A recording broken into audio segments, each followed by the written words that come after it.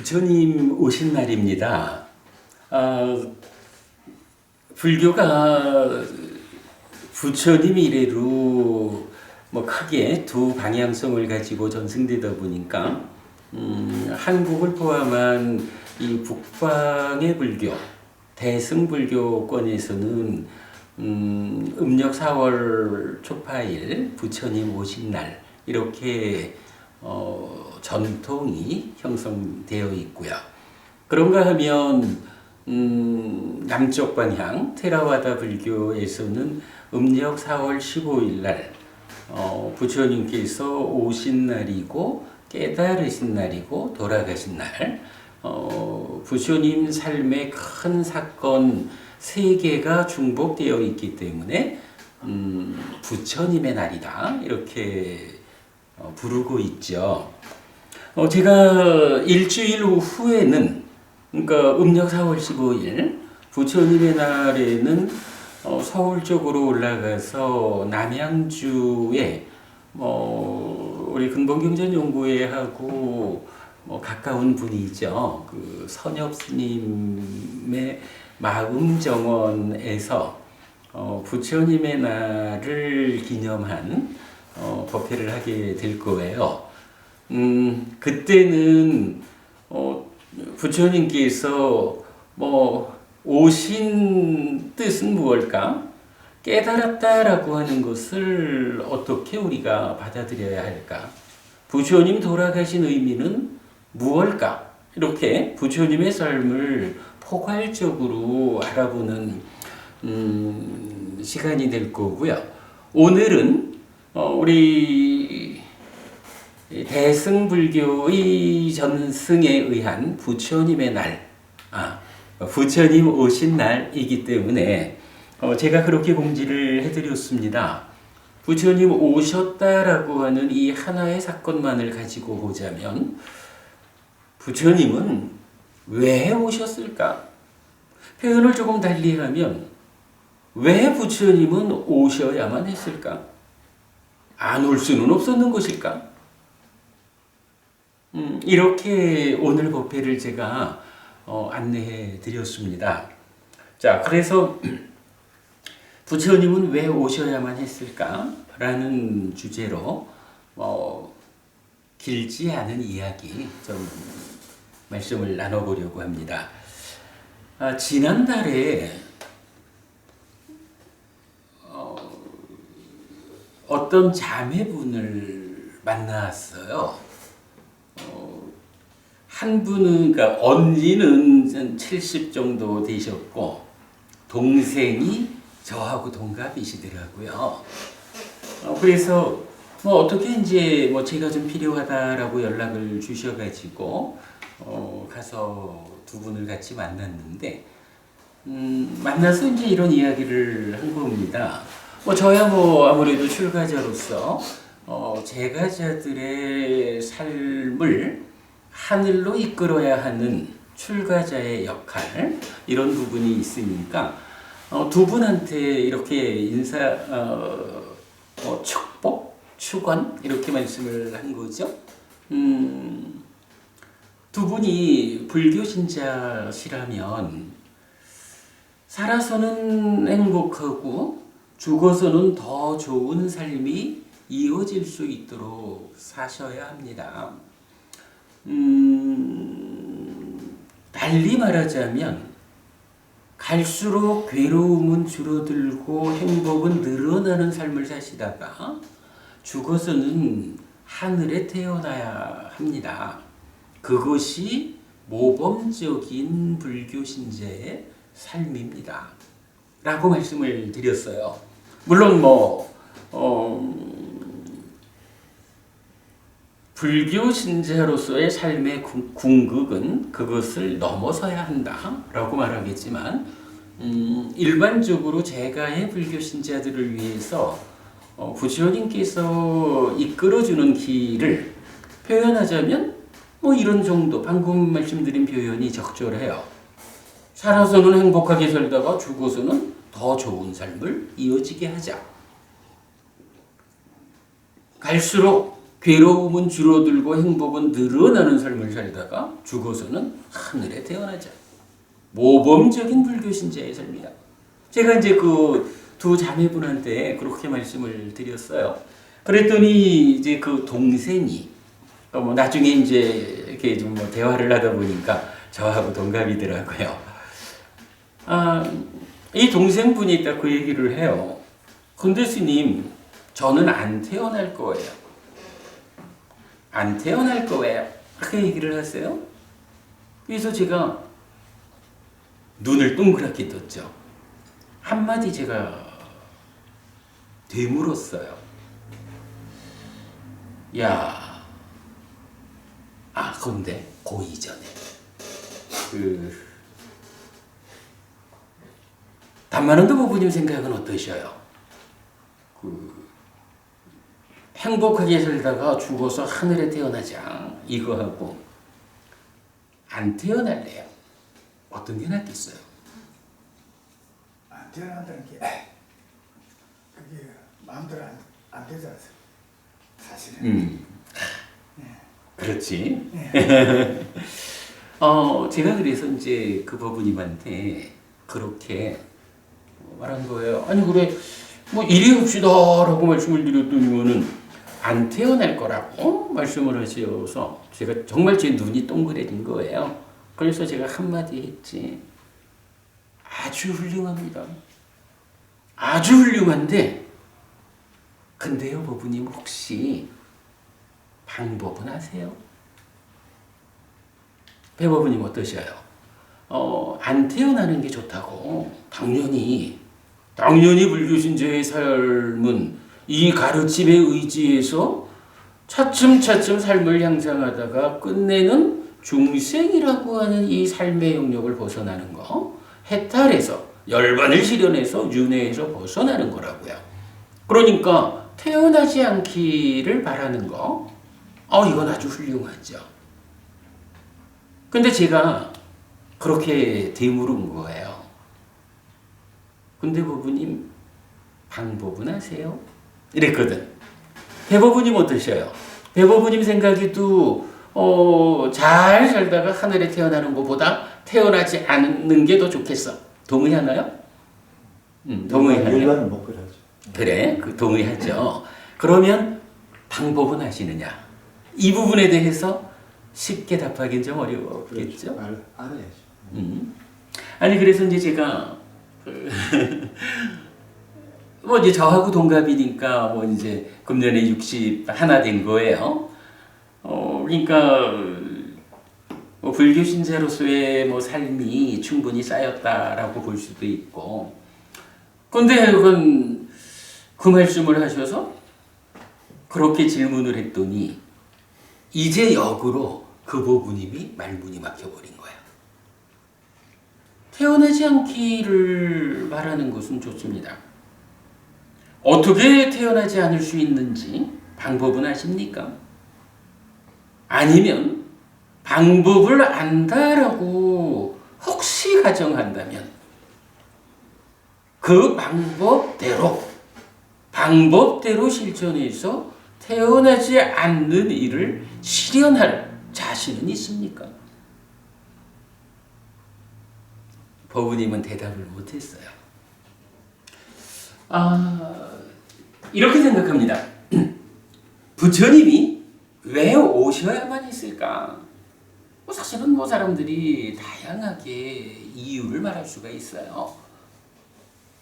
어찌 보면 굉장히 화려하고 굉장히 멋지게 아주 소설처럼 영화처럼 뭐 이렇게 부처님을 설명할 수도 있어요. 다양한 방법으로 이런 이유 이런 목적을 가지고 부처님은 오셨다 라고 말할 수 있겠지만 저는 이렇게 표현하고 싶은 거예요. 왜 부처님이 오셔야만 했습니까? 바로 방금 우리 법부님한테 제가 질문했던 태어나지 않는 방법을 압니까? 내가 태어나기를 원하지 않는다고 해서 원하는 대로 실현되는 것입니까? 부처님께서 만약에 태어나지 않는 방법을 알았고 태어나지 않기 위한 그 방법의 실천을 통해서 태어나지 않는 것을 실현했다라고 한다면 부처님께서 이 땅에 오셨을까? 다시 말씀드리지만 저는 그렇게 생각합니다. 부처님께서 어떤 다른 이유에 의해서 다른 목적에 의해서 이 땅에 자발적으로 의도적으로 오셨다라고 저는 조금 달리 표현하자면 부처님 살아서 직접 설한 가르침 니까야는 부처님의 태어남을 그렇게 설명하지 않는 것 같아요. 부처님께서도 전생의 죽음에 도솔천의 보살로 계셨다 이렇게 이제 알려져 있지만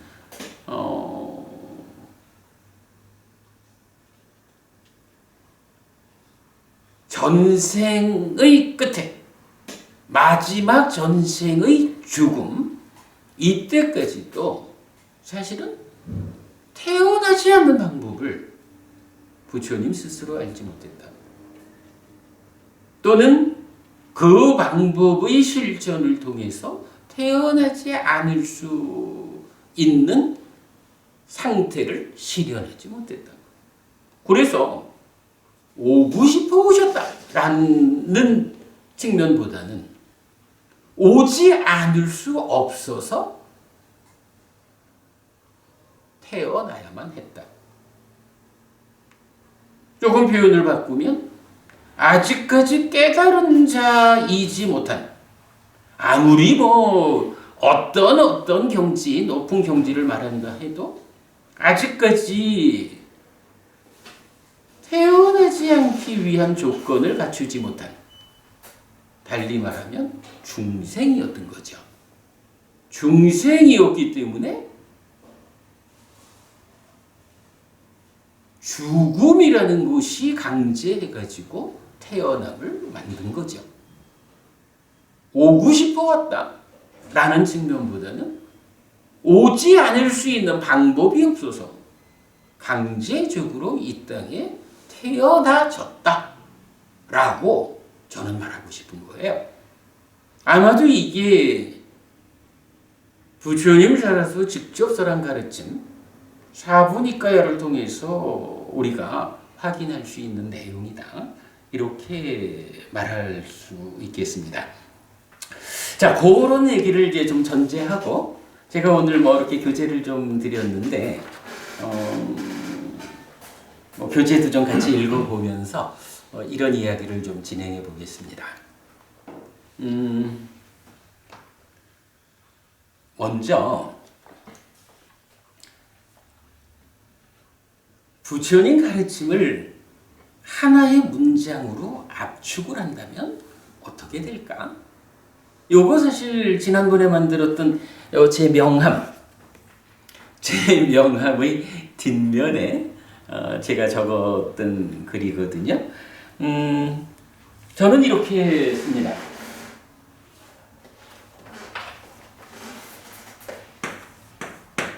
사실에 괴리된 삶.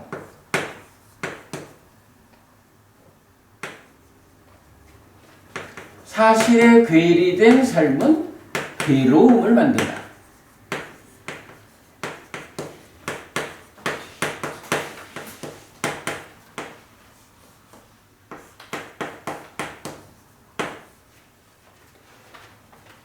사실에 부합한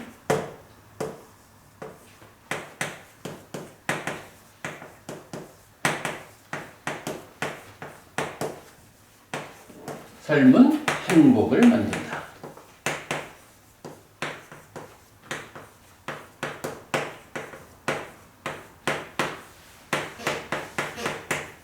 고별.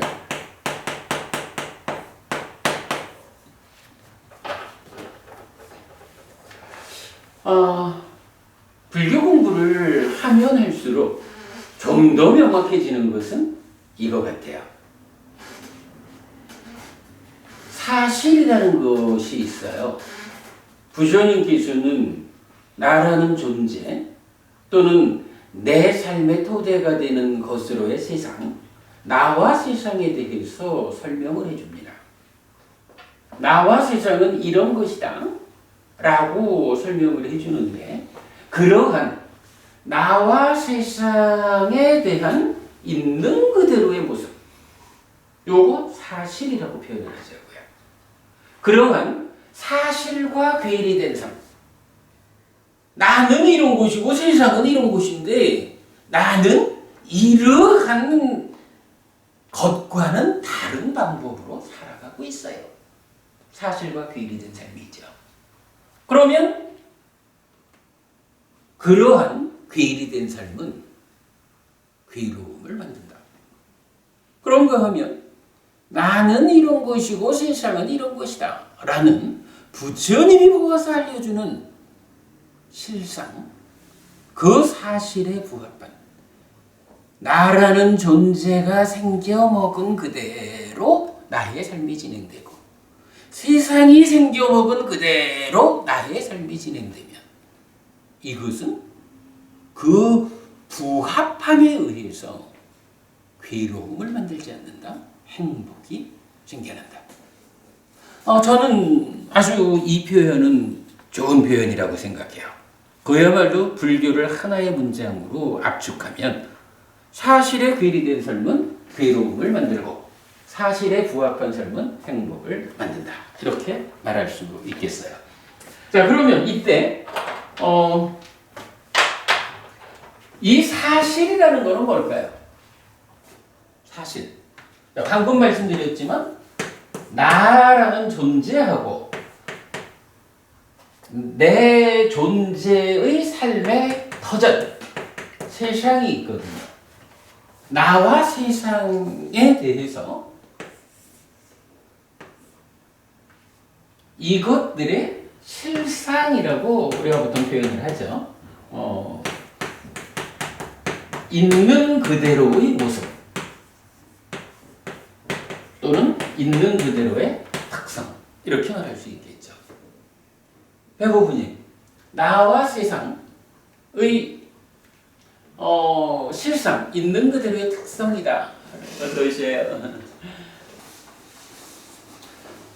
자, 사실이라는 것을 알아야 그 사실과 괴리된 삶을 피하고 부합한 삶을 살 것이다. 나와 세상의 실상, 있는 그대로의 특성은 무엇일까? 어떻게 봐야 될까요? 단만한도 보부님 생각은 어떠세요? 3번이 있는데. 그렇죠. 사실은 부처님께서 경은 그렇게 말하죠. 열애가 출현하든 출현하지 않든 존재하는 것들입니다. 세상이 어떤 이치에 의해서 운영되고 있는가? 세상이 돌아가고 있는 이치라는 것은 부처님들의 출현과 무관하게 그냥 세상이 돌아가잖아요. 근데 그 세상이 돌아가는 방법을 잘 모르다 보니까 세상이 운영되는 그 방식 그대로를 따라 살지 못하니까 어긋남에 의해서 괴로움이 생긴다. 이거잖아요. 바로 그때 열애의 출현과 관계없이 존재하는 세상의 이치, 이것이 삼법인이라는 거죠.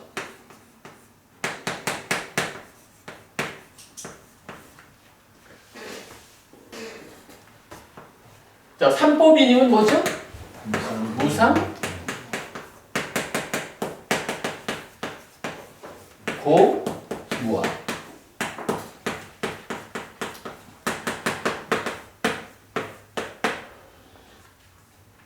제행은 무상하고 제행은 개고고, 제법은 무하다.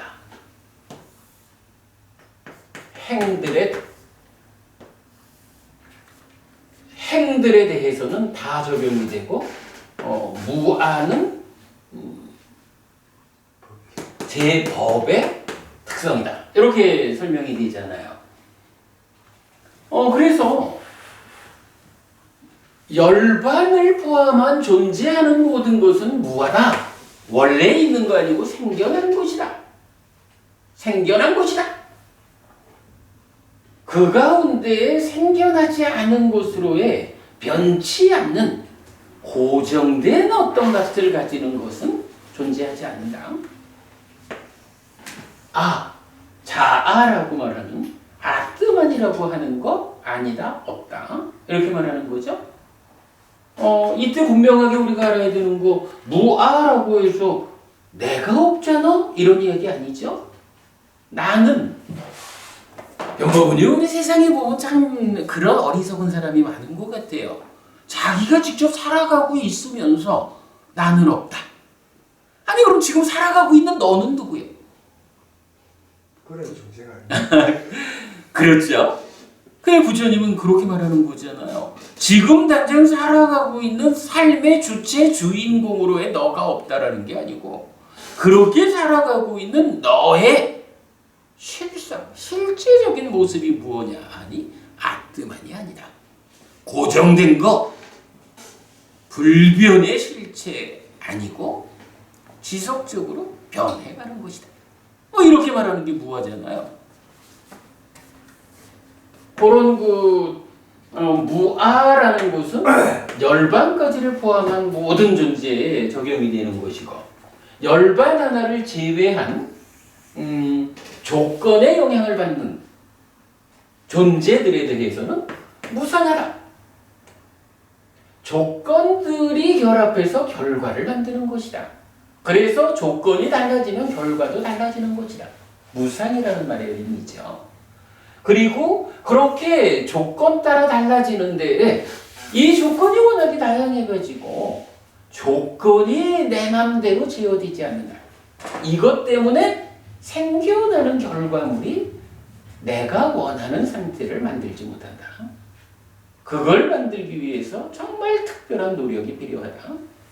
어쨌든 조건이 결합해서 내가 원하는 결과가 생겨나지 못하는 그러한 특성이 불만족이다. 곧 괴로움이다. 이렇게 말하는 거죠. 무상고 무아라고 하는. 이게 바로 부처님께서는 나도 무상고 무아의 존재고 세상도 무상고 무아의 존재다. 이렇게 있는 그대로의 모습을 사실이라고 하자. 이렇게 표현을 한 거죠.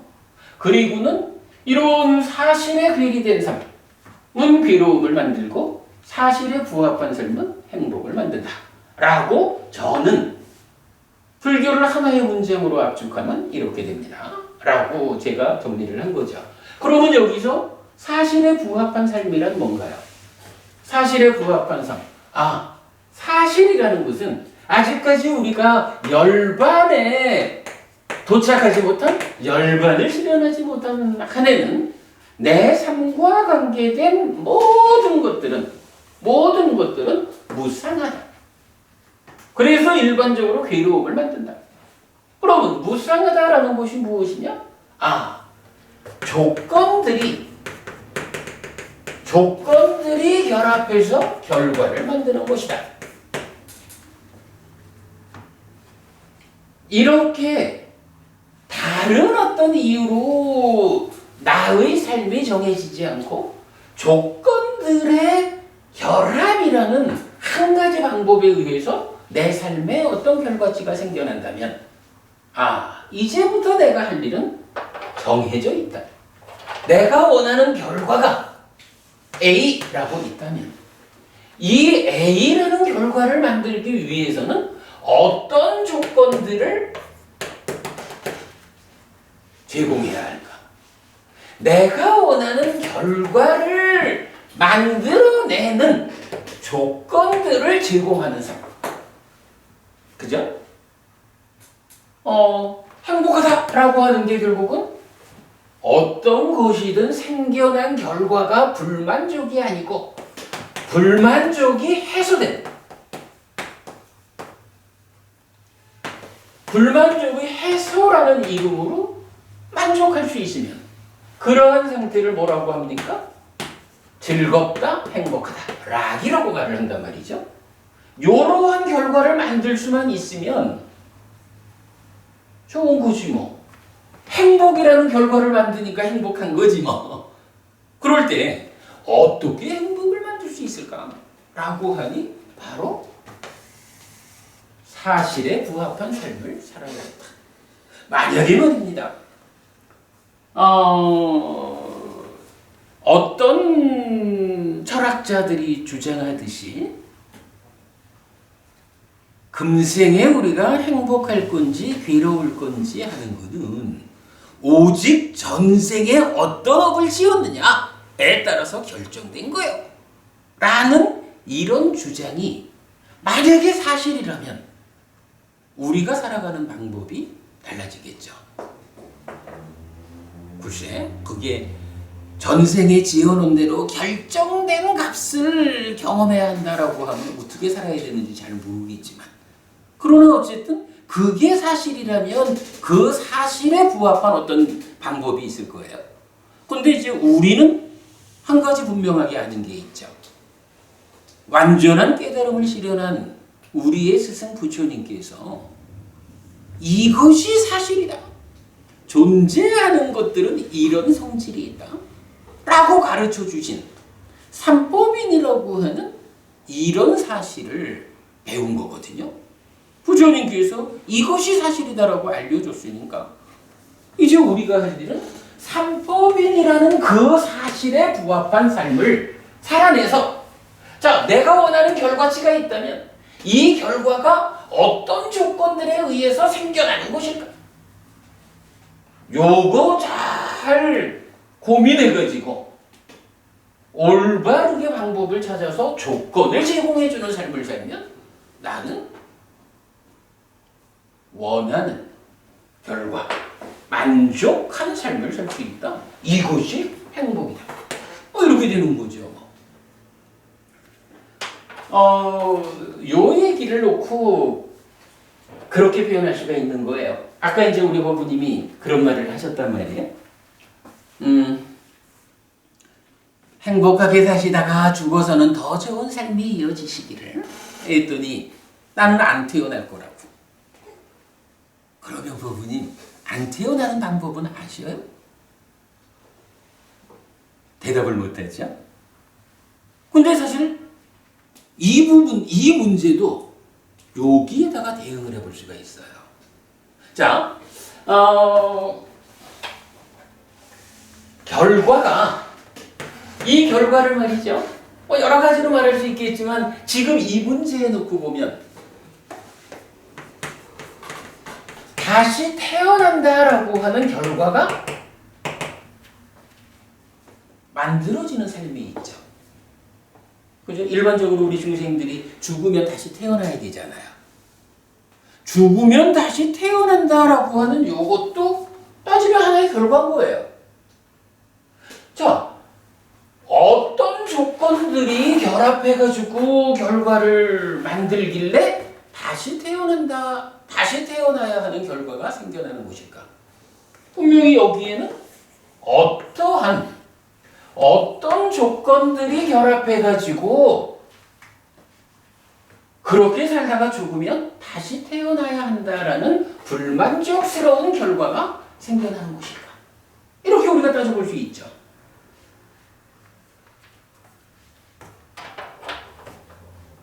부처님께서 왜 오셔야만 했을까? 라고 할 때 변부부님들이 이렇게 말할 수 있죠. 부처님께서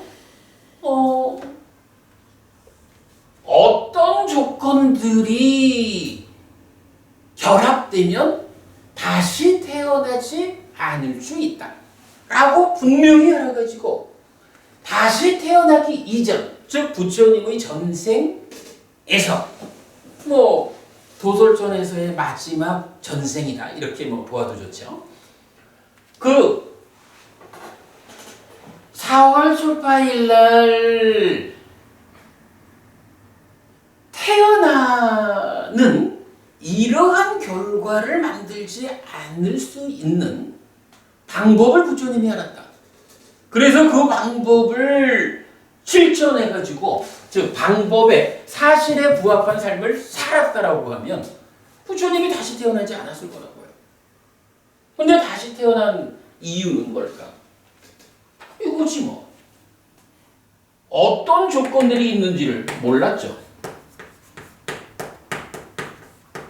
몰랐으니까 어떻게 돼요? 실천할 수가 없었죠.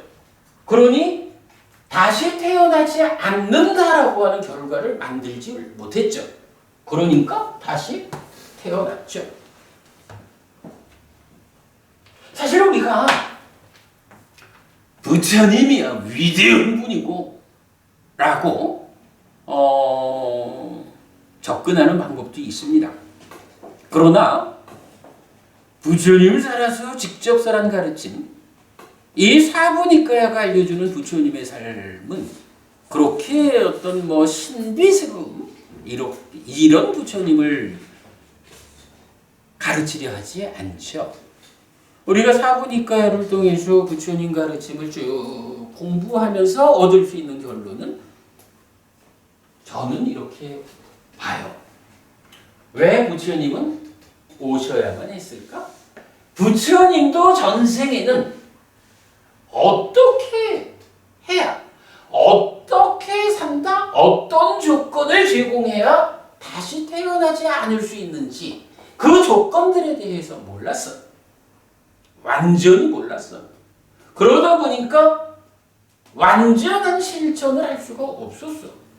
그러니까 결국은 그러한 조건들이 결합해가지고 불만족스러운 결과, 다시 태어남이라는 결과를 만든 거죠. 이렇게 보는 것이 옳다고 생각이 듭니다. 마침 이제 요새 우리가 부처님의 전생 이해하기라는 공부를 하고 있잖아요. 부처님 전생 이해에 중심되는 주제가 뭔가요? 부처님 전생에는 이러이러한 뭐 바라문이기도 했고 왕이기도 했고 뭐 하는데 출가를 했죠. 출가해가지고 어떤 수행을 하나요? 사무량심을 닦잖아요. 그래서 어떤 결과가 생겨나나요? 범천의 세상에 태어나잖아요. 범천의 세상에 태어났거든요.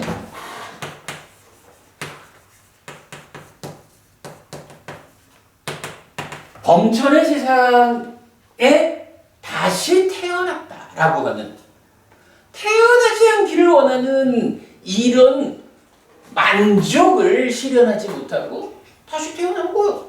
범천의 세상이라고 해도 어쨌든 생로병사가 있는 중생의 영역이에요. 왜 그러면 범천의 세상에 다시 태어났을까? 부처님이 사무량심을 닦았다고. 사무량심을 알고 사무량심을 실천했더니 어떻게 됐어요? 범천의 세상에 태어났잖아요. 그럴 때, 자, 부처님의 전생을 말하는 경전들에서 뭐라 하나요?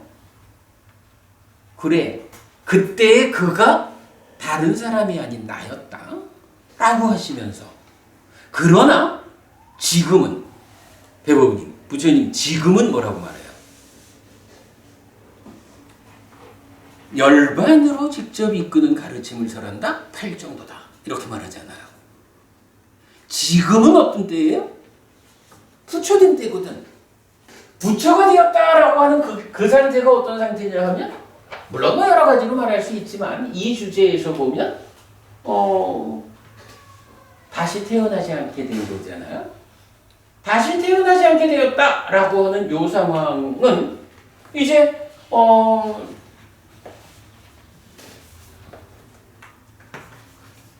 다시 태어나지 않는 결과를 만든 거예요. 이 결과는 그야말로 100점짜리 결과가 만들어진 거예요. 완전한 고멸, 만족한 결과가 만들어졌거든요. 그런데 어떤 방법으로 이런 결과가 생겨난 거죠? 자, 어떤 조건을 제공했나요?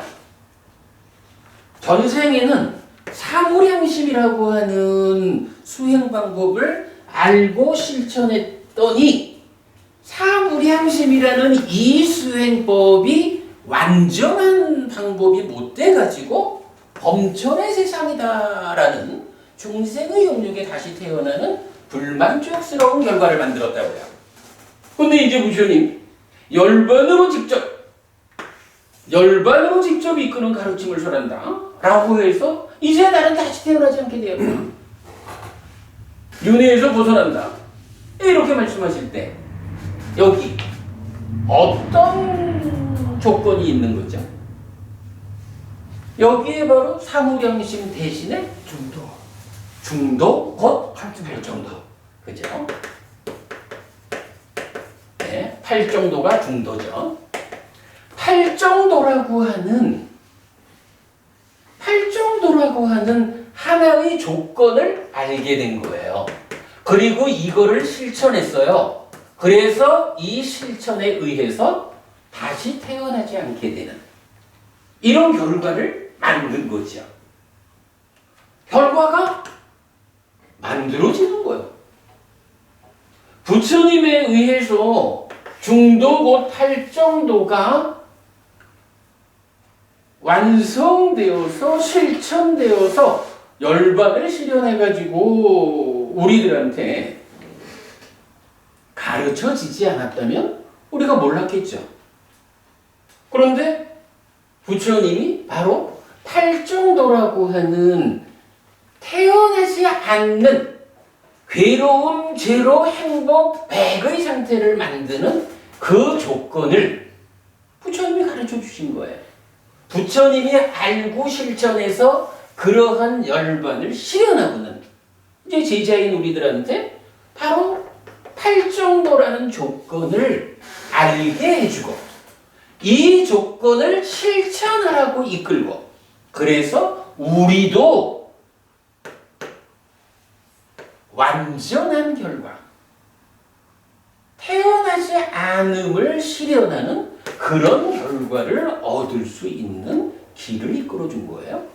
그러니까 부처님 전생에는 사무량심이라는 이 길밖에 몰라서 열반의 세상으로까지 밖에는 이끌지 못했다.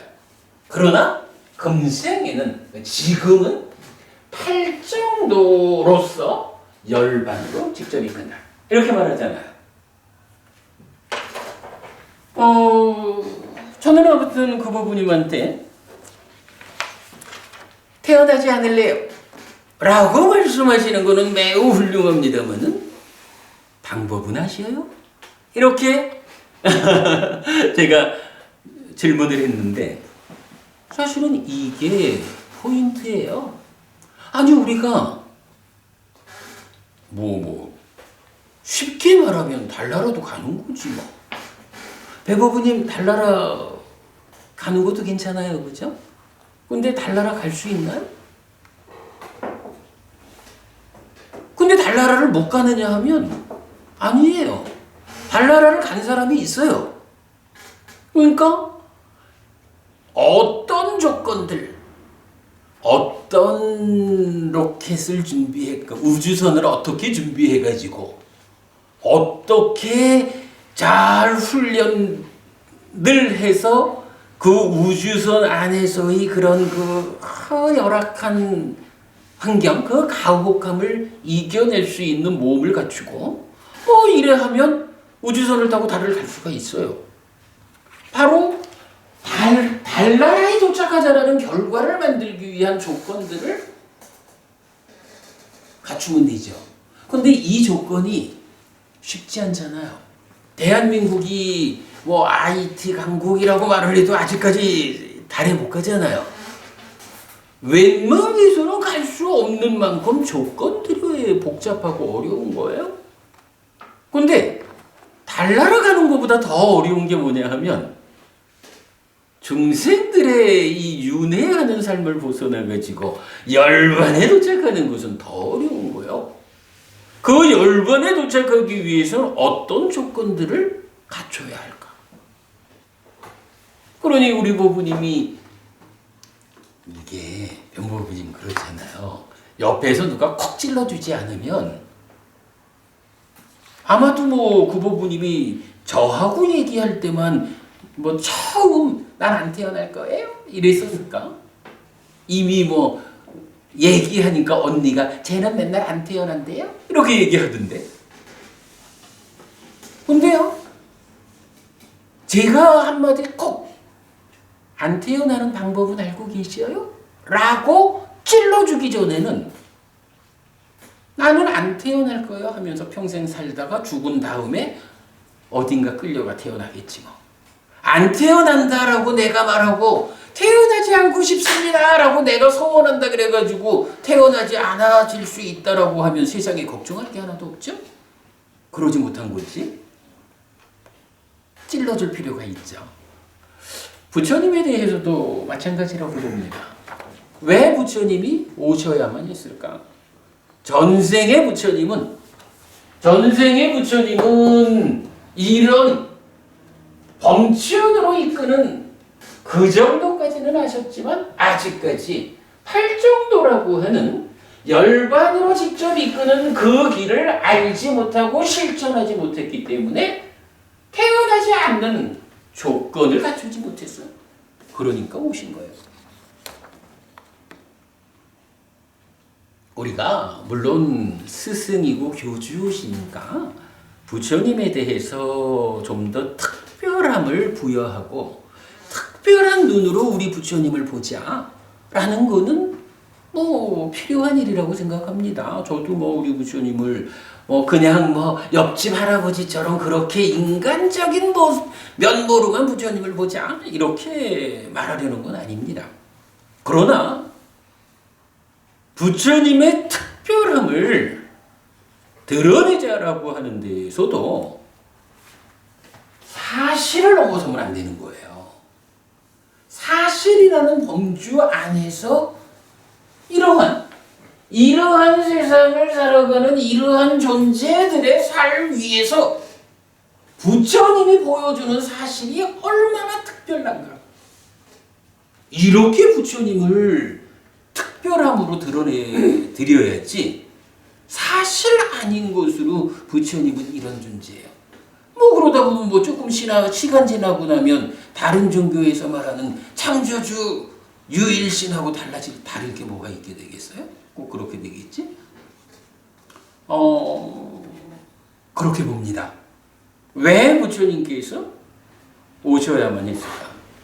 부처님 전생에는 아직까지 오지 않는 방법을 완성하지 못했다.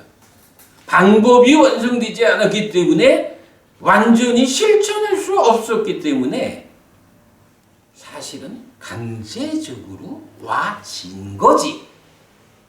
오고 싶어서 오셨다라고 보지 않아야 하겠다.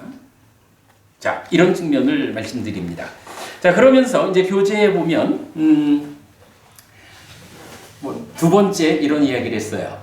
불교는 사는 이야기입니다. 제가 이제 제일 많이 하는 이야기죠.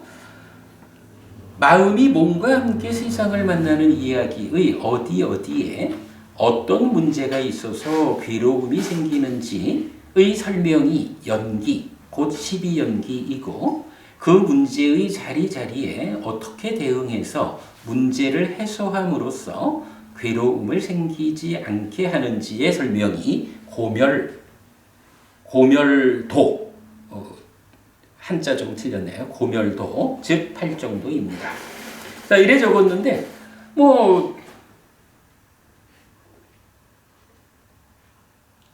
우리가 이제 늘 하는 이야기니까 그냥 이렇게 우리 삶에서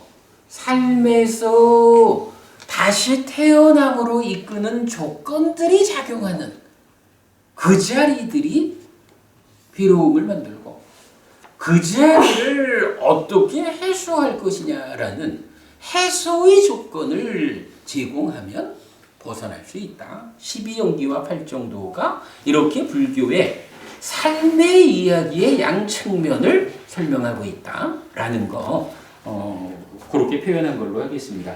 그러나 이제 이 이야기 다 요 이야기와 같은 거죠. 12연기라고 하는 게 뭐냐 하면 조건 가운데에 다시 태어남으로 이끄는 조건들이 들어있는 거예요. 그래서 다시 태어남으로 이끄는 조건들이 들어있는 삶이 전개되니까 다시 태어나는 거고, 팔정도라는 것은 바로 그 가운데에 그 조건들을 해소하는 방법이 제시되어 있으니까 그 방법을 바르게 배워서 알고 실천하면 다시 태어나지 않게 되는 중생으로의 일체의 괴로움이 해소되는 그런 이야기가 불교다. 그래서 불교는 사는 이야기다. 이렇게 말하고 있고요. 자, 이런 이야기 위해서 오늘은 제가 좀 특별한 표현 한 가지를 좀 소개해 드리려고 그래요. 바로 밑에 있습니다만은 12번 상류따의 19번 우현경, 어리석은 자와 현명한 자 경이라는 의미죠. 이 경에서 보면 어리석은 자는 몸이 무너진 뒤에 몸으로 가게 된다. 이런 표현을 해요. 몸으로 가게 된다. 다만은 도부부님, 누가 몸으로 가는 거죠? 자기 자신이죠. 자기 자신. 근데 조금 더 줄여서 말하면 그래? 그 얘기겠지 뭐. 그러니까 나라고 하는 존재는 어쨌든 몸하고 마음하고 뭐 오치원이라 말할 수도 있고 식과명색이라 말할 수 있지만 그냥 개념적으로 몸과 마음이라고요. 그런데 몸이 무너진 뒤라는 이야기는 뭐예요? 몸과 마음으로 이루어진 나 가운데에 몸이라고 하는 요 물질로 된 것이 더 이상 기능할 수 없게 되는, 여기 이제 몸이 무너진 거지 뭐. 그럴 때에 몸으로 가게 된다. 그러면 누가 몸으로 갈까? 몸과 함께해서 나를 구성하던 마음이 몸이 무너지고 나면 아이고 몸 없이는 존재할 수 없다라는 사실 때문에 부처님은 그거를 나에 대한 실상으로 말해주죠. 그래서 몸 없이 존재할 수 없다라는 이 마음이 가지는 특성 때문에 어떻게 해요? 새로운 몸을 만나야 한다. 그거를 경전은 몸으로 간다.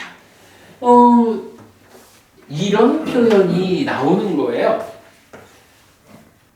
다음 장으로 넘어가야 나오네요.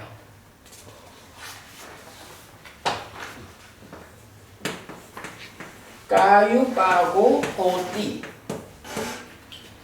그러니까 어디냐 하면 요 밑에, 그러니까 요 중간에 있는 쪽에 있어요.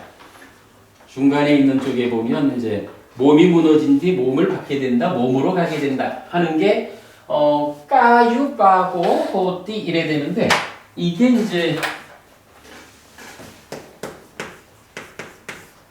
까요 몸은 우빠고 감이 있다.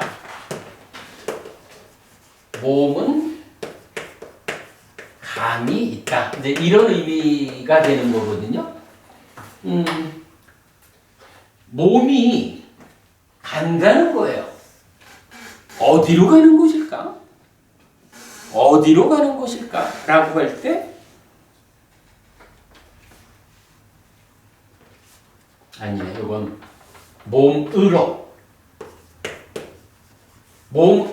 감이 있다 라고 해서 몸이 무너지면 이전에 함께하던 몸이 기능이다 해서 떨어져 나가가지고 더 이상 마음 혼자 존재할 수 없는 상황이 되면 몸으로 가게 된다라고 몸으로 가게 된다라는 이런 표현이 경전에서 직접 발견이 된다라는 건데요.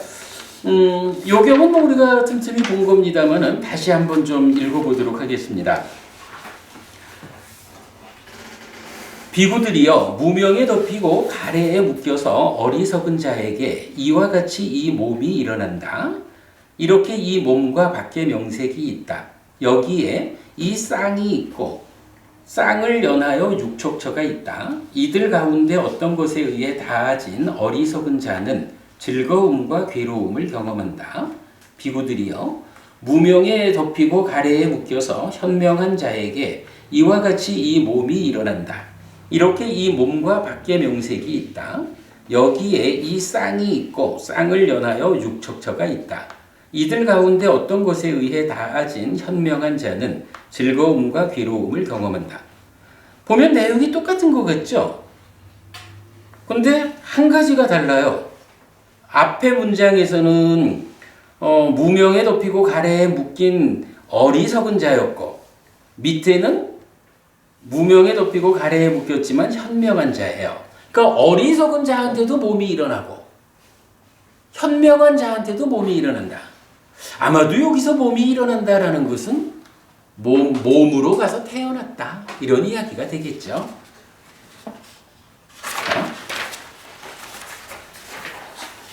비구들이요, 어리석은 자에 비해 현명한 자에게 어떤 차이, 어떤 특별함, 어떤 다름이 있는가?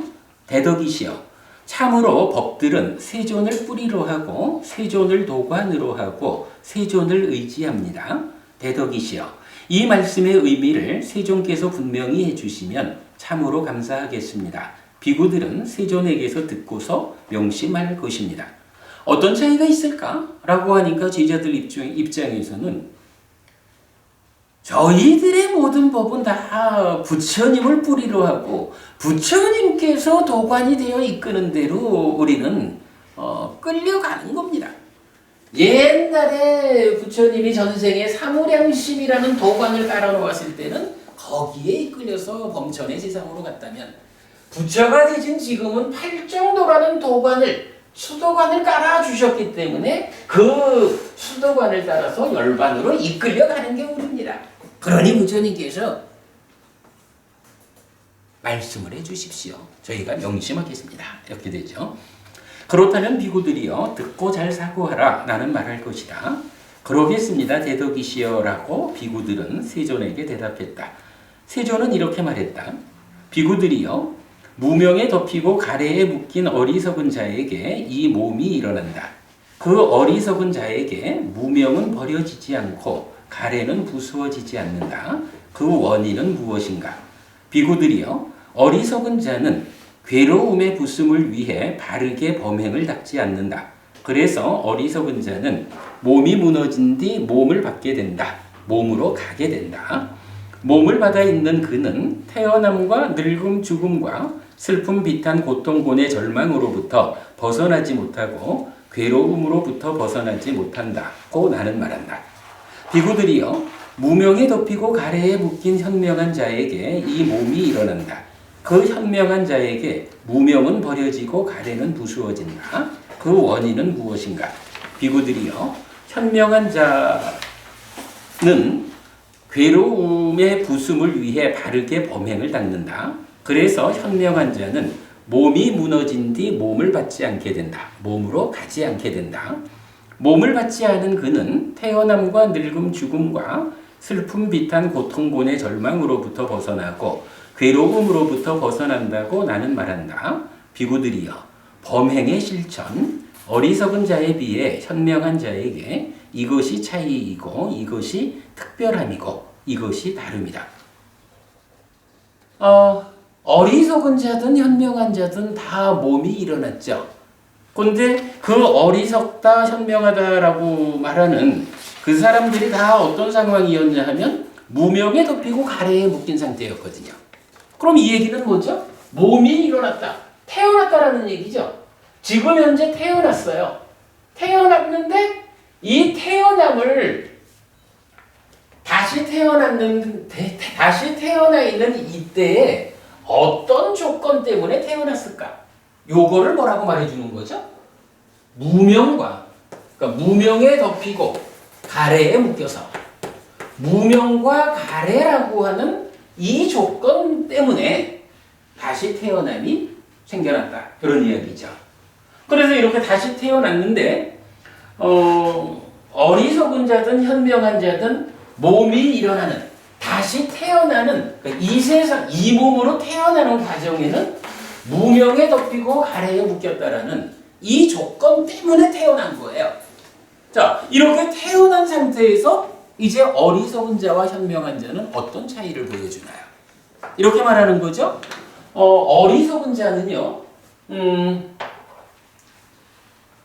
범행을 닦지 못했다. 자, 경에서 지금 그렇게 말하죠. 어리석은 자에게 무명은 버려지지 않고 가래는 부서지지 않는다. 요거 무명과 가래가 부수어지지 않고 유지되고 있는 거예요.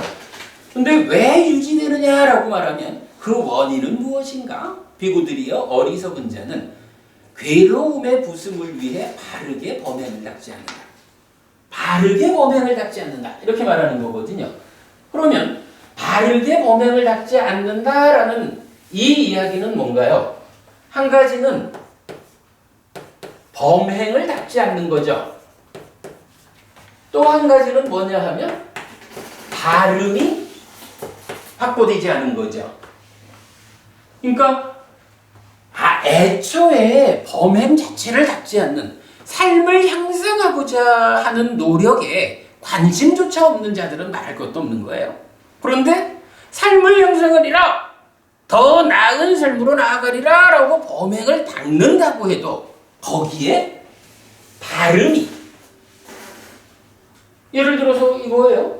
사무량심을 닦아가지고 범천의 세상에 태어나는 이 부분도 분명히 범행을 닦는 거예요. 그런데 그 범행의 알맹이가 열반으로 직접 이끄는 그런 알맹이가 아니다 보니까 열심히 범행을 닦았지만 범천의 세상이라고 하는 또다시 태어나게 만들잖아요. 바르지 못해서. 요런 이야기죠. 그래서 우리 요새 부처님 전생 이야기에서 마하고인다경에서도 그 얘기가 나왔었죠. 마하고인다 바라무니 전생에 사무량심을 닦아서 범천으로 사람들을 이끈 이러한 것은 나의 범행을 영으로 이 땅으로 해탈로 내지 열반으로 이끌지 못했다. 마하고인다 바라문의 입장에서 사무량심을 닦는다라고 삶을 향상하기 위한 최선의 노력, 범행을 실천을 했지만 사무량심을 닦는다라는 이 방법이 여모이탐 소멸로 열반으로 이끌지를 못했다. 왜? 그것이 범행을 실천하지 않아서가 아니라 다른 방법으로 실천하지 못했기 때문에 그 얘기죠. 그리고 이제 팔정도를 닦아서 열반으로 직접 이끌린다라고 하는 건 뭐예요? 범행을 실천도 하는데 그 실천하는 범행이 열반으로 직접 이끌리는 올바른 실천이다. 두 가지를 같이 말하고 있는 거죠. 이래서 어리석은 자는 태어나기는 똑같이 무명에 덮이고 가래에 묶여서 몸이 일어났어요. 중생으로의 삶이 시작됐어요. 그런데 어리석은 자는 범행을, 그러니까 괴로움의 부숨을 위해 바르게 범행을 닦지 않았다라는 요 문제 때문에 어떻게 된 거예요? 무명은 버려지지 않고 가래는 부서지지 않은 거예요. 그러니 삶의 결과로 무명과 가래가 제거되지 못한 거죠. 그러면 이게 제거되지 않았다라는 조건에 의해서는 어떤 결과가 생겨나요? 다시 태어난다는 결과가 생기는 거죠. 그래서 경은 이렇게, 그래서 어리석은 자는 몸이 무너진 뒤 몸으로 가게 된다. 몸을 받아 있는 그는 태어남과 늙음, 죽음, 슬픔, 비탄, 고통, 고뇌, 절망으로부터 벗어나지 못하고 괴로움으로부터 벗어나지 못한다고 나는 말한다. 이게 태어나기는 똑같이 무명과 가래라는 조건 때문에 몸을 받아서 태어나게 되는 거예요.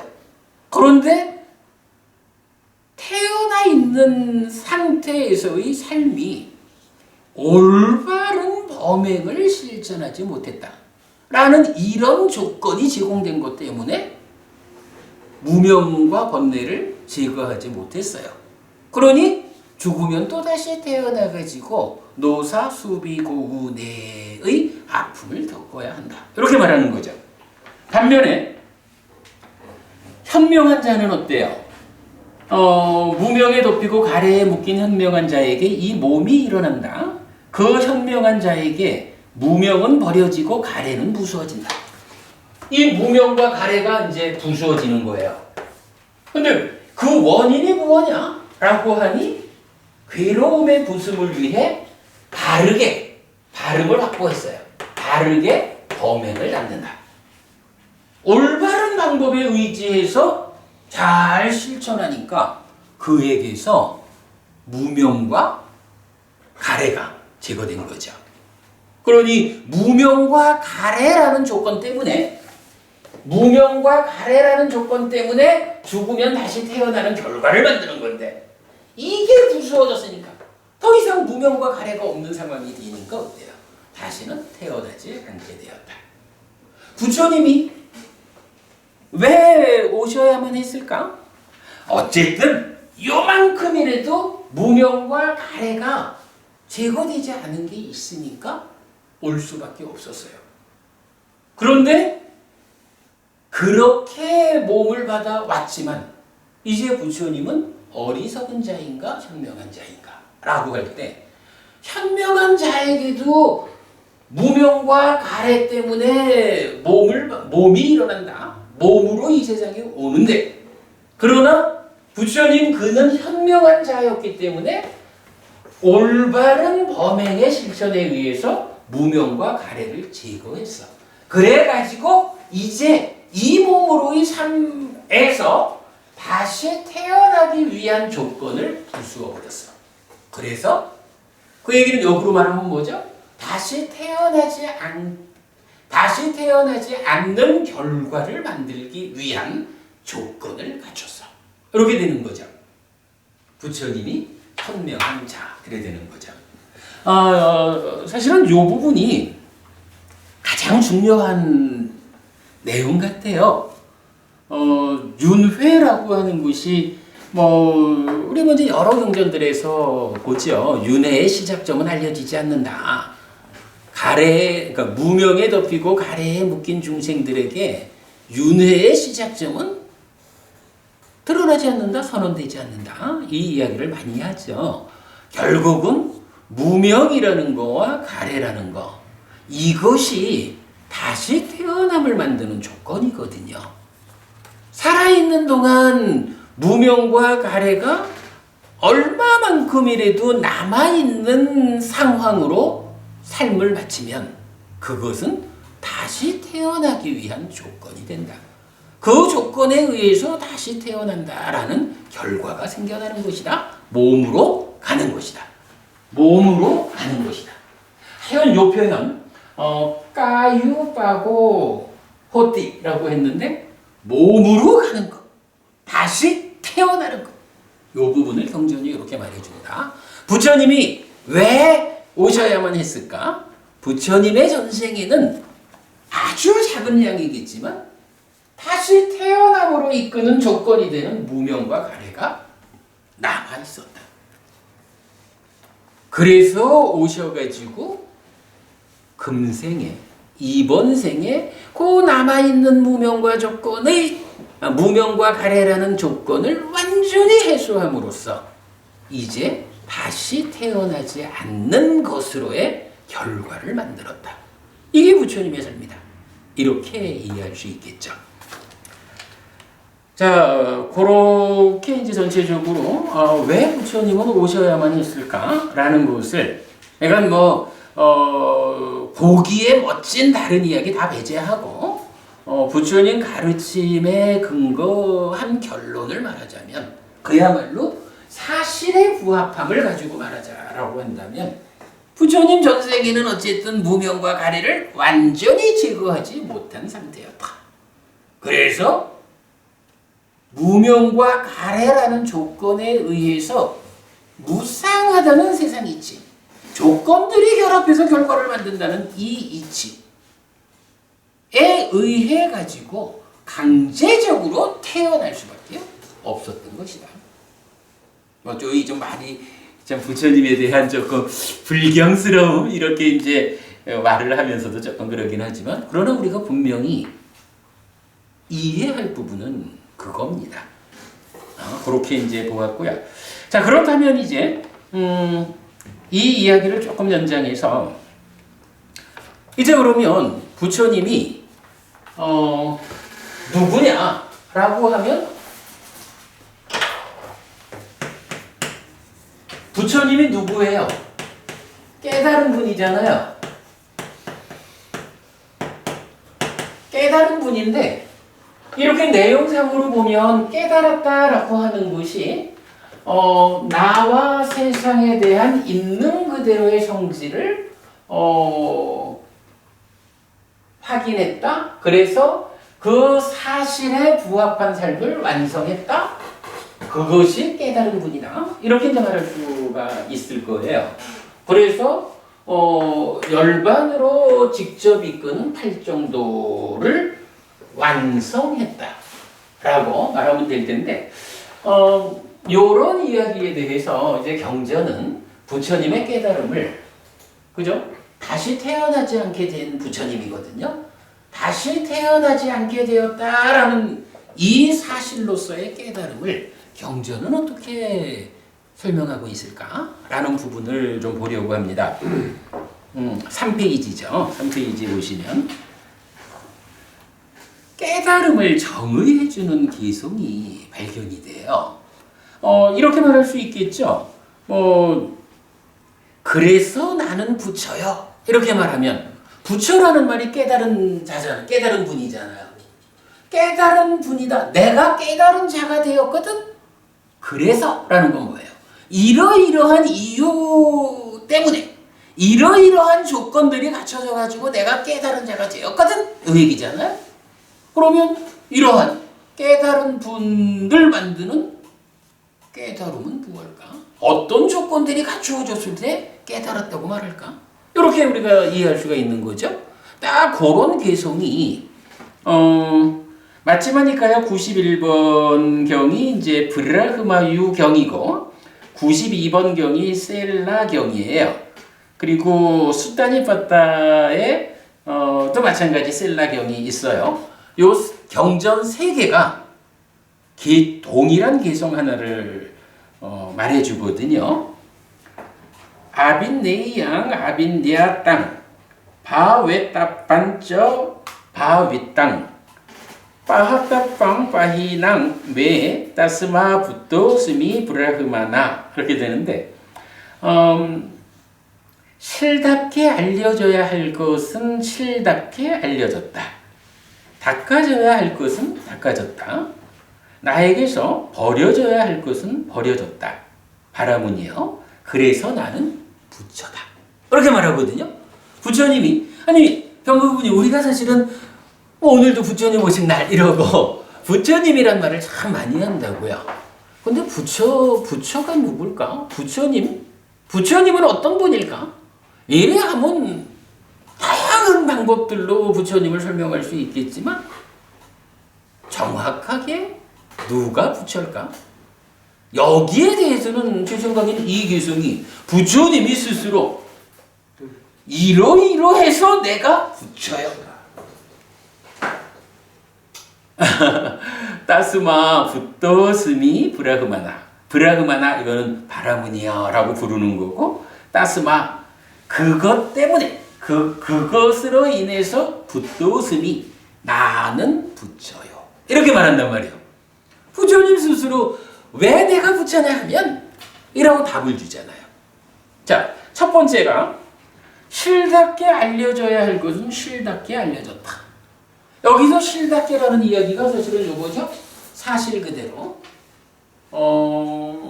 우리는 이건 이제 메커니즘적으로 이제 실답게 하는 상황을 설명하죠. 몸이 마음이 그러니까 찢다가 생겨나는 과정이 있고 생겨난 찢다의 삶의 과정이 있는데 그러니까 생겨난 찢다의 삶의 과정의 문제는 다 해결을 했어. 이제 오직 남아있는 거는 찢다가 생겨나는 과정의 문제만 남았어. 요 상황, 그 자리를 콕 찍어가지고 실답다라는 말을 쓰고 있는 거죠. 그런 부분 이제 뒤에 우리가 더 보더라도 어쨌든 이렇게 실답게 알려줘야 할 것. 사실 그대로 존재들의 실상 그대로 알려줘야 하는 것을 그런 것들은 나한테 실답게 알려줬어. 이거 태를 바꾸면 어떻게 돼요? 실답게 알아야 할 것을 나는 실답게 알았어. 이런 이야기죠. 수동태를 능동태로 바꾸면. 그런가 하면 이어가지고 닦아져야 할 것은 닦아졌고 그랬어요. 무언가 닦아져야 하는 어떤 것들이 있어요. 역시 태를 바꾸면 내가 닦아야 할 것, 나는 닦았어. 요 얘기죠. 나에게서 버려져야 할 것은 버려졌다. 마찬가지 버려야 하는 것들이 있다는 거예요. 그거 버렸어. 이렇게 말하는 거죠. 자, 그러니까 부처라고 불리는 이유가 아주 단순한 거예요. 물론 여기서 단순하다라는 것은 사실 자체로만 단순한 거예요. 그 자체가 레벨이 낮아서 단순한 게 아니고. 자, 어쨌든 부처님이 이렇게 정의하죠. 알아야 되는 게 있다는 거예요. 알아야 되는 걸 내가 알았어요. 버려야 하는 게 있어요. 그 버려야 하는 것을 버리기 위해서 닦아야 하는 것이 있었어. 그래서 닦아야 하는 것을 닦으니까 버려야 하는 것이 닦는 힘에 의해서 버려졌어. 이런 이야기죠. 그래서 밑에 그렇게 적었습니다. 고를 알고 고집을 버리기 위해, 그러니까 괴로움을 알고 괴로움의 원인을 버리기 위해 고멸로 이끄는 실천을 닦아서 고멸의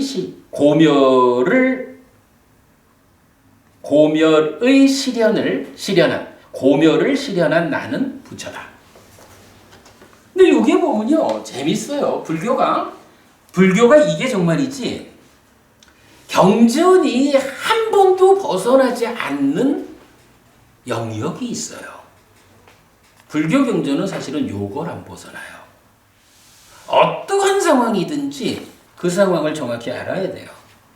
그 상황 때문에 생겨나는 부작용이 있어.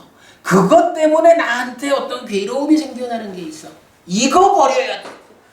그러면 이러한 상황 때문에 생겨나는 괴로움을 없애기 위해서 버려야 하는 것이 있다라고 발견이 되면 그거 버리기 위해서 공부해야 되는 거예요. 수행해야 되는 거예요. 이거는 불교 안에서 어떠한 것이든지 이걸 벗어나지 않는 거예요. 얼마만큼을 알아서 얼마만큼을 닦아서 얼마만큼이 버려졌느냐에 따라 가지고 범부냐 아니면 이제 내가 예리자가 되었다 하든가 일례자요 불환자요 이제 내가 완성했어 아라하니 이래 되는 거거든요. 얼마만큼을 단계적으로 알아가고 닦아가고 버려가느냐에 따라서 내가 범부냐 예류자냐 일례자냐 불환자냐 아니면 완성된 아라한이냐 이것이 결정될 뿐이지 불교 안에서 하여간 벗어나지 않는 범주는 바로 이거예요. 그러면 부처님은 누구예요? 바로 불교 안에서 벗어나지 않는 모든 영역에 적용되는 그것의 완성자다. 이렇게 부처님 말할 수 있겠죠. 사마나도 보보님 약간 이 기성을 통해서 우리가 부처님이 누군데 당신들은 부처 그래? 라고 질문한다면 대답해 줄 수 있는 거예요. 부처님은 이렇게 실답게 알아야 할 것을 실답게 알았습니다. 실답게 닦아야 할 것을 실답게 닦아서 그 효과로 실답게 버려야 할 것을 버렸습니다. 나에게서 버려야 할 것을 버렸습니다. 이게 부처다라고 경전은 정의하고 있다. 같은 내용을 또 이제 우리 경전 중에 가장 유명한 경의 하나가 부처님 최초의 가르침이 있잖아요. 56번 상류다의 11번 경 전법륜경이죠. 다섯 비구에게 최초로 법을 설한 경이죠. 그 경에서도 유명한 교리죠. 그 사성제의 3전 12행 이렇게 말하는 거죠. 바로 이 이야기를 세 단계로 설명하는데 이제 표로 만들어 봤어요. 이렇게 말하죠. 이것이 괴로움의 성스러운 진리다. 이 괴로움의 성스러운 진리는 완전히 알려져야 한다. 이 괴로움의 성스러운 진리는 완전히 알려졌다. 요건 뭔가요? 위의 깨달음이 정의 괴송 중에서 실답게 알려져야 할 것은 실답게 알려졌고 여기에 대응하는 거죠. 근데 여기는 이제 표현을 실답다라는 데서 한 단계 더 나가가지고 완전히라고 말하고 있죠. 사실은 이제 우리가 교리적인 이해에 의하면 실답게라는 것은 아까 말씀드린 대로 생겨난 찢다의 삶의 과정의 문제는 다 해결됐는데 찢다가 생겨나는 과정의 문제만 남아있다. 요 상태를 실답다라고 말한다면 이제 그 상태에서 실답게 알아서 닦아서 버려서 부처가 됐다. 요 얘기는 뭐예요? 생겨난 그러니까 찢다가 생겨나는 과정의 문제만 남아있는 상태에서 마무리 과정을 닦아가지고 완성한 거잖아요. 그래서 부처가 된 거잖아요. 그럼 그렇게 부처가 된 그 상태는 어떠냐 하면 실다운 것을 넘어서 가지고 찢다가 생겨나는 과정의 문제까지 다 풀어줬어. 이젠 전혀 문제가 없어. 이 상태를 완전하다라고 표현하는 거예요. 요게 이제 지혜라는 말로 할 때 아빈야라고 말하면 요게 이제 실다운 지혜. 우리가 이렇게 번역하는 거죠.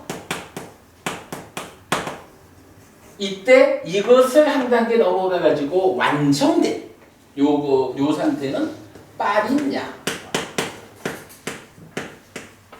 해서 요거를 완전한 지혜. 요렇게 제가 번역하고 있죠. 실답다와 완전하다라는 것을 요렇게 차이로 두고 있어요. 그래서 아비자나띠 실답게 알다, 빠리자나띠 완전히 알다. 동사형으로도 나오는 거죠. 그렇게 이제 설명이 되고요. 그러면 이제 두 번째로 이것이 괴로움의 일어남의 성스러운 진리이다. 그럼 괴로움을 생겨나게 만드는 것이니까 어떻게 되나요? 개성으로 보면 버려져야 할 거죠. 괴로움을 만드는 거니까. 이 괴로움의 일어남의 성스러운 진리는 버려져야 한다. 이렇게 말하죠. 이 괴로움의 일어남의 성스러운 진리는 버려졌다. 이것이 괴로움의 소멸의 성스러운 진리이다. 이 괴로움의 소멸의 성스러운 진리는 실현되었다. 이 괴로움의 소멸의 성스러운 진리는 실현되어야 한다. 실현되었다. 이것이 괴로움의 소멸로 이끄는 실천의 성스러운 진리이다. 요거는 뭔가요? 실천이라고 하는 거니까 개성에서 보면 닦는 쪽의 이야기죠. 이 괴로움의 소멸로 이끄는 실천의 성스러운 진리는 닦아져야 한다. 이 괴로움의 소멸로 이끄는 실천의 성스러운 진리는 닦아졌다. 이렇게 보니까 1번, 2번, 4번의 과정을 거쳐가지고 괴로움의 소멸이 실현되었다. 이렇게 나오죠. 그럼 괴로움의 소멸이 실현된 이 상태가 이제 부처님이 그래서 나는 부처야. 부처가 누구냐? 괴로움이라는 것이 괴로움지로 행복백의 상태로 완전히 소멸된 상태야. 그러면 여기서 괴로움의 내용 중에 가장 끝에 있는 괴로움이 뭐예요? 결국은 태어나야 한다. 태어남을 조건으로 또다시 늙고 죽어야 한다. 이 부분이죠. 윤회에서 벗어나는 거죠. 부처님의 깨달음의 그 궁극은 이렇게 태어나지 않음을 통해서 태어남을 조건으로 하는 노사, 수비, 고운해라는 이 일체의 괴로움에서 벗어나는 것. 이렇게 설명이 되는 거죠. 자, 마지막 장 보겠습니다.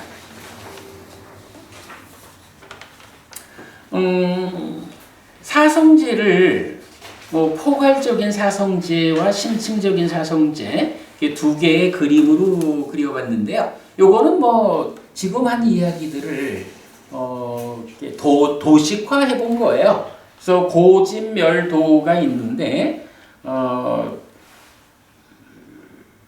알려져야 하는 거고 버려져야 하는 거고 닦아져야 하는 거고 실현되어야 하는 건데 이거를 그냥 포괄적으로 삶 전체에 대해서 말하는 게 위의 그림이고 아래쪽 그림은 경전 3개가요. 그러니까 객사경, 육처의 큰경, 실다운 지혜경 3개의 경전에서 동일한 이야기를 해주는 게 뭐냐 하면 방금 보았듯이 실다운 지혜라는 그 토대 위에서 그러니까 찢다가 생겨나는 과정의 문제를 풀어야 되는 마지막 과정만을 대상으로 고진멸도 사성제를 다시 말하는 거죠.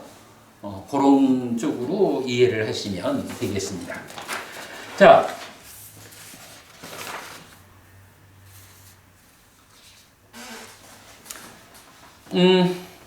이렇게 해가지고 부처님은 왜 오셔야만 했을까라는 주제를 이렇게 한번 제가 쭉 이끌어 봤습니다. 지난달에 만났던 어떤 여자 법부님 한 분이 제가 살아서는 행복하고 죽어서는 더 좋은 삶이 이어지기 바랍니다. 갈수록 괴로움은 줄어들고 행복은 늘어나는 삶을 사시다가 죽어서는 하늘에 태어나시기 바랍니다. 라고 축원을 해드렸는데 안 태어날래요. 라고 말씀을 하셔서 제가 훌륭합니다. 그런데 방법은 아시나요? 이렇게 제가 질문했던 요걸 가지고 부처님이 왜 오셨을까? 이거 뭐 세상에서 우리 부처님을 좀 더 존경하고 뭐 이런 측면이 좀 과해가지고 부처님을 조금은 신격화하고 비현실적으로 뭐 이렇게 이제 사실은 의미를 부여하는 경향이 좀 있지만 이제 부처님 살아서 직접 살한 가르침 사부니까야를 중심으로 공부하는 우리가 그런 어떤 조금은 포장된 부분을 싹 걷어내고 경이 알려주는 그대로의 상태로 부처님이 왜 오셨는가? 아니면 오셔야만 했는가? 라는 데 대한 답을 찾아보자라고 접근해 보니까 지난달에 만났던 그 법우님하고의 대화. 법우님 근데 방법은 아셔요? 이렇게 질문했던. 근데 사실은 부처님이 오신 이유가 이게 답이라는 거죠. 그죠? 부처님 분명히 오실 때까지 부처가 아니었어요.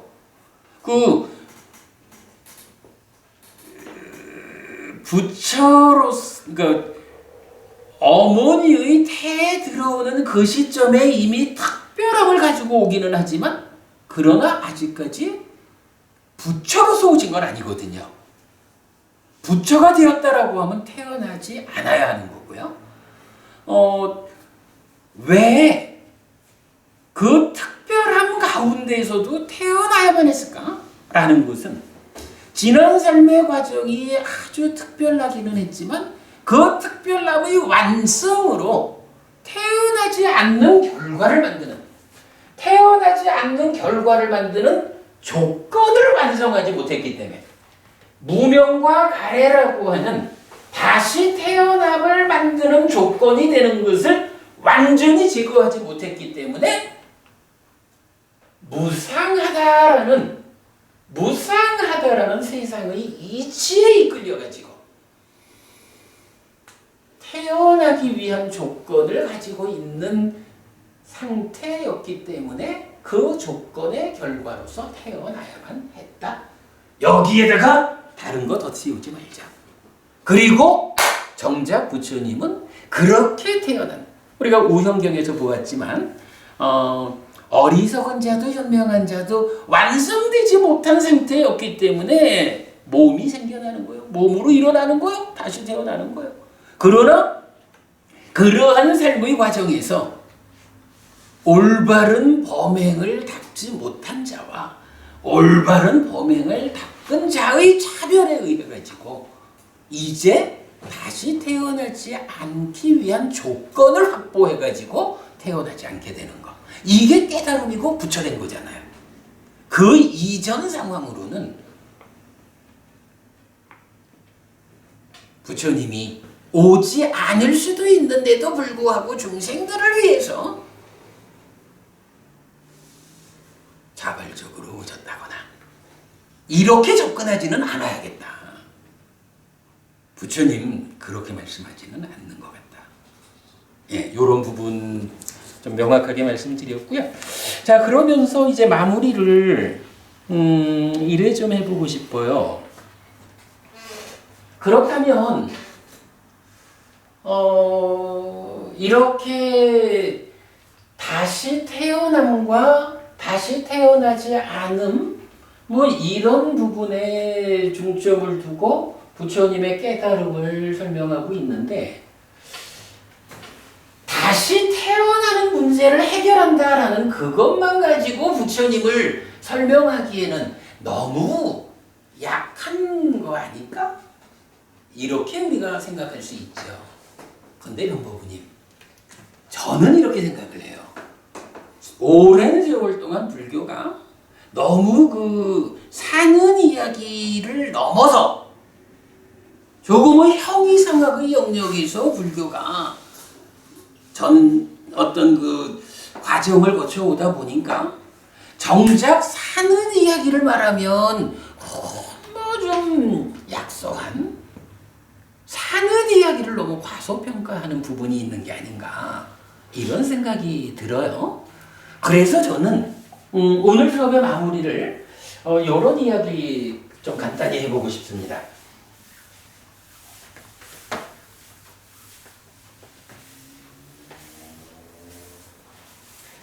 산다라고 하는 게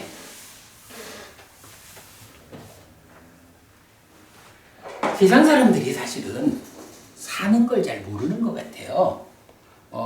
여러 종교가 있고 철학이 있고 과학이 있고 그렇지만 부처님이 보아서 알려주는 사는 이야기가 좀 차별적이에요. 그래서 오직 부처님에 의해서 보여지고 드러난 이 차별적인 삶의 이야기, 이 삶의 깊이라는 측면에서 보면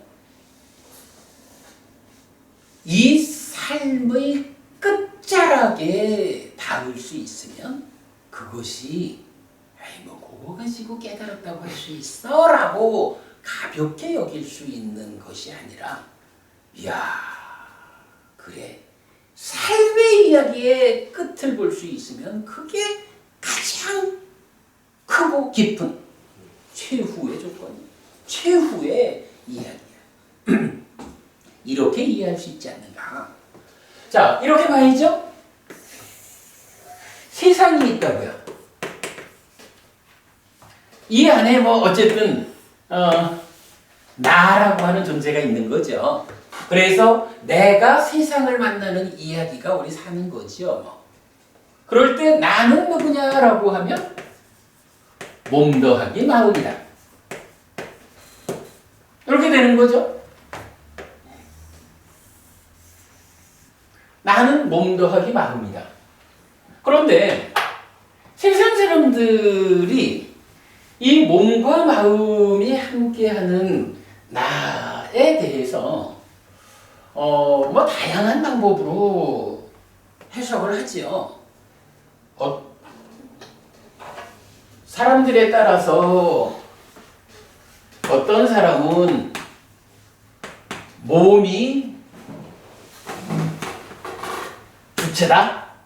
뭐 어떻게 표현할까? 그러면 마음은 부수적인 것이다. 이렇게 말하는 사람도 있죠. 어쨌든 뭐 산다는 게 물질로 된 몸이 1차적인 요소고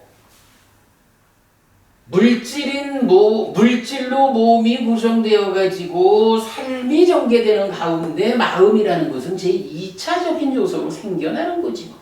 이렇게 말하면 이거 뭐가 되죠? 유물론 이라고 말하면 될 거고, 이게 단멸론 이래 말하는 거잖아요. 이거 불교 교리적으로는 어떻게 되나요? 육사회도 중에 아지타 깨사깜발리라고 하는 사람이 사람이라는 것은 사대로 구성된 거예요. 그래서 지수화풍 사대. 지수화풍 사대가 인간이다. 이렇게 말하는 게 뭐예요? 지수화풍, 물질의 요소니까 몸이라고. 그러면 아지타 깨사깜발리는 사람한테 마음은 없어? 이렇게 말한 건 아니겠죠. 마음이 있기는 하지만 물질로 된 몸에서 2차적으로 생겨난 거예요. 이렇게 말하는 거겠죠. 또 한 가지는 마음이 주체예요. 몸이라는 거, 옷을 입다가 낡으면 벗어버리고 새 옷 갈아입듯이 몸이라는 그거야. 뭐 별거 있어. 갈아입는 거지. 이렇게 보면서 이렇게 주체인 마음은 어떤 마음이라고 보는 거예요? 항상 한 거다 이렇게 보는 거죠. 아뜸아니다 이렇게 보는 거죠. 항상 한 거기 때문에 조건에 따라서 불만족이 없다라고 하니까 상납 이렇게 말하는 거죠. 이게 몸과 마음으로 된 나에 대한 또 하나의 견해죠. 그래서 이런 견해를 뭐라고 부르냐 하면 상견 또는 상주론 이러잖아요. 자, 그럼 이제 여기서 이렇게 놓고 보면 마음이라는 개념이 어떻게 되는 거예요? 1. 별거 아니요. 그죠? 2차적인 거니까 어쨌든 2 하면은 참된 거예요. 이 두 가지가 나오는 거잖아요. 그런데 이제 부처님은 몸과 마음에 대해서 몸과 마음이 함께해서 내가 된다라는 거야. 뭐 누구나 다 아는 거지만 이제 어떻게 그것을 설명하느냐 라고 할 때 부처님은 이제 좀 생각이 다른 거죠. 기본적으로 부처님은 이 마음에 대해서 변법은님, 부처님이 마음을 설명하는 첫 번째 표현 우리가 어떻게 설명하나요? 생겨나는 거 이렇게 우리가 말하는 거죠. 생겨난다라는 게 뭐냐 하면 참된 거 아니라는 거지 뭐. 예, 아뜨만 아니라는 거, 상나가 이거 아니라는 이야기가 생겨나는 것이다. 그래서 심행은 상수다라고 부처님 설명을 해주는 거잖아요. 상과 수의 과정에서 취했다면 생겨나는 것이다. 이렇게 말하거든요. 그리고 이렇게 생겨난 마음이 몸과 함께 세상을 만나는 거죠. 그런데 불교가 특별한 점이 이거는 그대로 근본경전연구회의 공부가 특별한 거하고도 일치하죠. 사실은 불교학자들도 아직까지 보완하지 못한 부분이라고 봐야 되죠. 이러한 몸이 있다면 몸과 마음은 서로 조건되는 거니까 마음이 몸 떠나서 따로 있을 수는 없죠. 그런데 이 몸과 함께하는 상태에 내면의 하나의 공간을 설정하는 거죠. 그러면 이 공간은 어떤 공간이냐라고 하면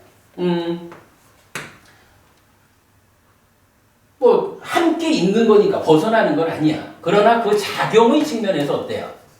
작용의 측면에서 몸과 함께 하지 않고 마음이 단독으로 작용하는 거죠.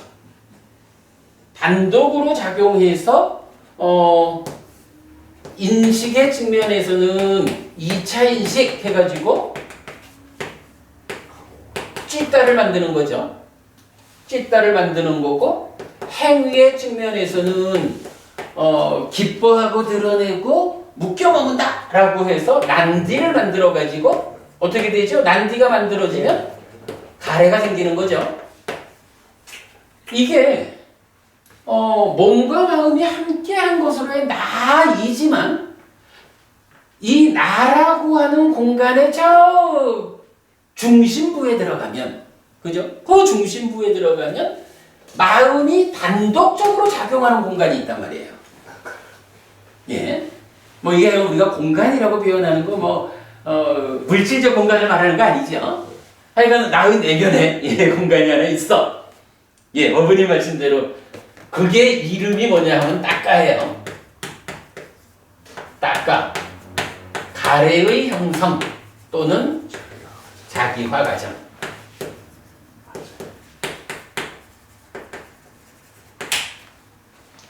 그러면 이렇게 그러니까 나의 저 깊은 중심에 들어가면 가래의 형성 또는 자기화 과정이라고 설명되는 따까라고 하는 공간이 하나 있는 거예요.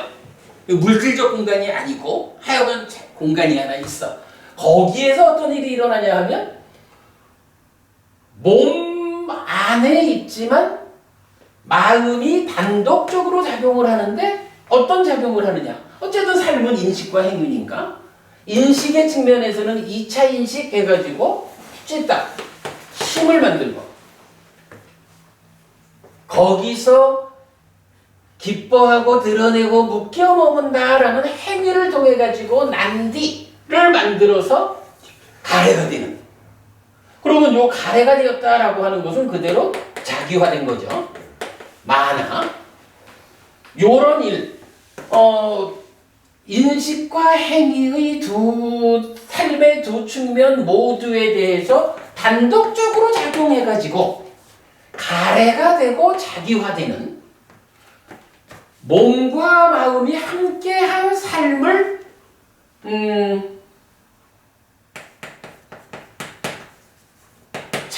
나는 일시요 내가 아니고요 라는 나를 참된 것으로 오해한 삶.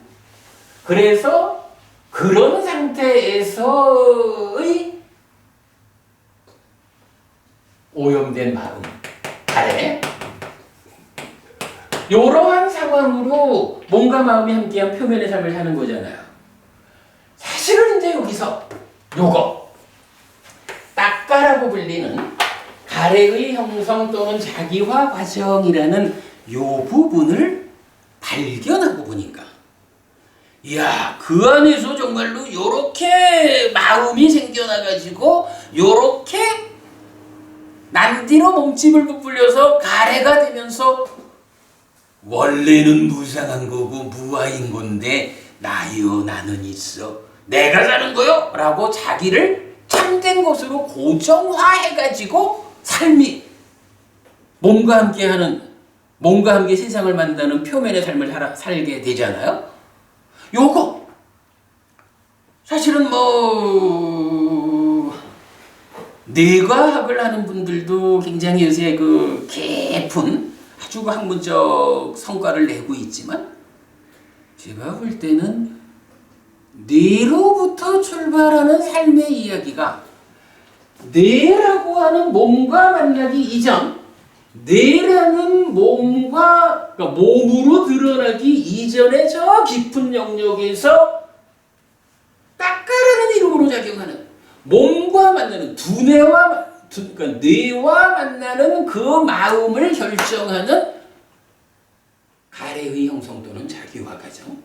이 과정이 배제된 상태에서 뇌 이야기를 하는 거라고요? 불교 신자들이 뇌과학에 막 열광해가지고 좋아하지만 공부를 좀 하면 뇌과학이 삶의 이야기를 다 설명하는 게 아니다. 부처님이 설명하는 삶의 이야기에는 아직 문도 두드리지 못했다 라고 알아야 돼요. 불교 신자들이 뇌과학에 열광할 게 아니라 뇌과학은 뇌와 만나기 이전의 내 삶의 중심부에 대한 공부 좀 더 해라 라고 가르칠 수 있어야 되지. 그래야 불교가 살죠. 이제 이런 측면들을 생각해 보면 이제 요 안에서 무명이다, 가래다, 또 이것의 서로 조건되는 근본으로 번뇌가 있죠. 이런 이야기들이 요 안에서 진행되고 있기 때문에 이제 요런 부분에 대한 깊은 통찰이 없는 상태에서는 사는 이야기 가지고 또 태어날 거냐 안 태어날 거냐, 윤회에서 벗어날 거냐 말 거냐, 이거 가지고 부처님의 깨달음을 말하느냐, 이렇게 접근하는 사람들이 있죠. 그러나 사실은 이런 이야기에 대해서 이 표면의 삶을 지배하는 이 내 삶의 중심부, 여기에 대한 부처님 가르침에 눈을 뜨게 되면 참으로 이것이야말로 모든 주제 중에 가장 깊은 주제고 가장 끝판에 있는 주제고, 이 문제가 해결된다면 모든 것이 해결되는 거고, 세상에 어떤 종교도 어떤 철학도 어떤 과학도 이 부분에 접근하지 못했고 오직 부처님만이 접근해서 이 부분을 풀었다. 그것의 결과로 다시는 태어나지 않는 삶을 완성했다. 그래서 우리가 이 부분을 이렇게 말하는 거죠. 부처님 깨달음은 삶의 심오함의 끝에 닿은 깨달음이다. 예, 그렇죠. 그래서 하여간 요 표현, 요새 제가 요 표현은 좀 자주 썼죠. 삶의 심오함의 끝에 닿은 깨달음. 부처님 가르침이야말로 삶의 심오함의 끝에 도달했다. 그러기 때문에 누구도 이런 심오함에 접근하지 못한 자들이 중간에 무엇을 설정하든, 아트만을 설정하든 창조주를 설정하든 무엇을 설정하든 그들은 심오함의 끝자락에 오질 못했어. 삶을 사실 그대로 보완하지 못했어. 그들의 입장에서 불교를 뭐라 말해도, 그러나 불교가 진리인 것은 삶의 심오함의 끝에 닿았기 때문이다. 이것이 부처님 가르침이고 이것이 불교고, 이것으로 불교의 우수성이 드러나는 것이다. 왜 이렇게 말을 해야 되죠? 자, 1시간만 하려고 했는데 2시간 가까이 더 말을 해버렸습니다. 근데 이건 이제 다시 마무리를 하죠. 태어나지 않을 거예요? 라는 말씀에 대해서 방법은 아시아요? 이렇게 말씀드렸던 거에서 부처님이 왜 오셔야만 했을까? 사실은 부처님도 전생까지는 태어나지 않는 방법을 완성하지 못했다. 그래서 다시 태어난다는 결과의 조건이 되는 것들이 남아 있었기 때문에 무상하다는 삶의 원리에 의해서 태어날 수밖에 없었다. 라는 부분을 답변을 드렸고, 그런 상태에서 이제 마지막에 하여간 제가 요 이야기, 태어난다, 태어나지 않는다라는 것이 결코 낮은 수준의 주제가 아니다. 이 주제야말로 부처님이 보아서 알려주는 삶의 심오함의 끝에 닿은 깨달음에 의해서 보면 삶의 문제를 해결하는 이것이 가장 철학적이고 가장 종교적이고 삶의 완성이다. 이 측면에서 불교를 드러낼 수 있을 때 불교는 세상 어느 철학, 어느 종교, 어느 과학이 맞닥뜨려 와도 경쟁력을 가진다. 이런 부분 정도를 말씀드린 것으로 하겠습니다. 오늘 부처님 오신 날입니다. 왜 부처님은 오셔야만 했을까? 라는 주제로 좀 말씀을 드렸습니다. 이렇게 제 말씀 마치고요. 이제 우리 뭐 차 한잔하면서 말씀 나누시다가 돌아가실 시간 편히 돌아가시는 것으로 그래야겠습니다. 자, 이렇게 마치겠습니다. 수고했습니다. 감사합니다.